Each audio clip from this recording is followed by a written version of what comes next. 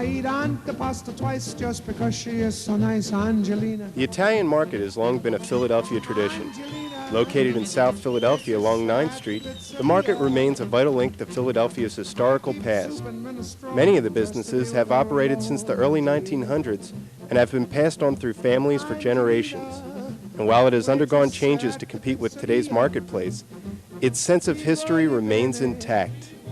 You know, we see waves of immigrants coming over and it's really interesting. I mean, working out here, I think I can't say I speak 5-6 languages, but I understand 5 or 6 languages. Some of the seniors died because of age or illnesses, and a new generation's in, the second generation's in. Even with college degrees, they're still in here.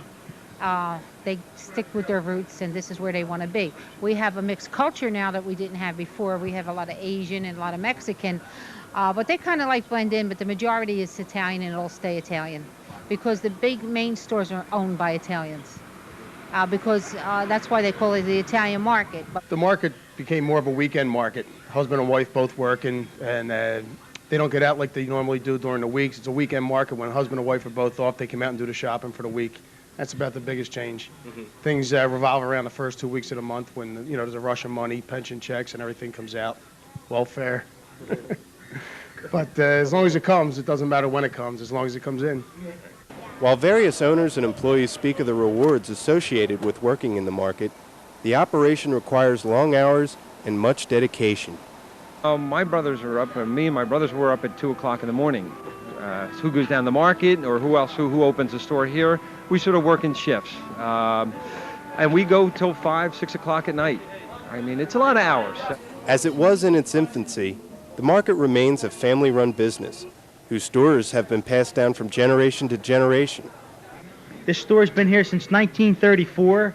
My grandfather started it from Italy. He came from Italy in, what year did he get here? 1925, maybe?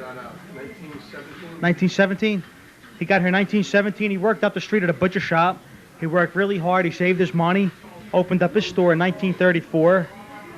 Worked hard back then, too. Back in the refrigerators, there wasn't like a refrigeration unit. They used to have big 300-pound kegs of ice they used to put up there to keep the meat cool and all. He had 2 kids, my father and my uncle. They took over the place in 60, right? About 1960? They took over later. And then after 1960, my grandfather semi-retired. He used to come in once a week, a couple times a week. Then me and my brother took over. That's him right there. And we took over in 1988. And it's history in the making. We remodeled the store. Everything's brand new. 3 generations, pal. I want you to realize that my great-grandfather started selling fish on a push cart. So we've progressed tremendously since then. The market survives not only as a market, but as a tourist attraction as well. People come from far and wide to get a taste of old Philadelphia, as well as to take advantage of the great selection of goods and the low prices. Life is so wonderful here, and I wouldn't trade it for nothing in the world. I tell you the truth.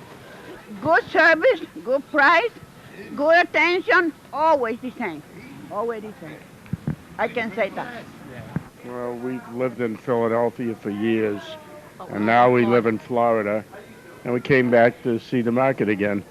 We're just visiting from Medford, and my nephew had business in here, and we wanted to have an Italian lunch and experience some of the flavor of the market, and it's great. Around here you get cheap and unique things. You can find things here you can't find anywhere else. And this is cheaper than the supermarket. Let's be real, it is. And he's going to buy a lot of ends of merchandise and clothing and stuff, so it'll give people a chance to not to have to travel too far. They can walk wherever they want to go. I've been coming down 9th Street for years. My mom started me, grandmother started her. So it's just a family thing. You come down here, we got our personal meat store we go to, and you come out here, you get some good bargains. And right now, I live in Allentown, so I come from Allentown to come down here. I see the difference in how I buy chicken. I used to come down and buy like 2 pounds of this, 2 pounds. Now everything's 15 pounds.